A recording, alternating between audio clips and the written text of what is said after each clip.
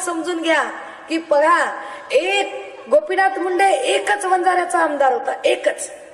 तो एकच आमदार होता तरी सुद्धा त्यांनी ओपन मधले वंजारी ओबीसीत आणले आणि ओबीसीतले वंजारी एनटीत आणले. मराठ्यांचे किती प्रतिनिधी होते? अरे सगळ्यात जास्त महाराष्ट्रात मुख्यमंत्री कुणाचे झाले? मराठ्यांचे. उपमुख्यमंत्री मराठ्यांचे, आमदार मराठ्यांचे, खासदार मराठ्यांचे, साखर कारखाने कुणाचे? मराठ्यांचे. दूध डेअरी कुणाची? मराठ्यांची. ऑइल मिल कुणाची? मराठ्यांची. पेपर मिल कुणाची? मराठ्यांची. बागायत समिती कुणाच्या? मराठ्यांच्या. शाळा कॉलेजेस कुणाचे? मराठ्यांचे. जिल्हा परिषदा कुणाच्या ताब्यात? मराठ्यांच्या. पंचायत समित्या कुणाच्या ताब्यात? मराठ्यांच्या. ग्रामपंचायती कुणाच्या ताब्यात? मराठ्यांच्या. महापालिका कुणाच्या ताब्यात? मराठ्यांच्या. मग आरक्षण कुणाला मागताय?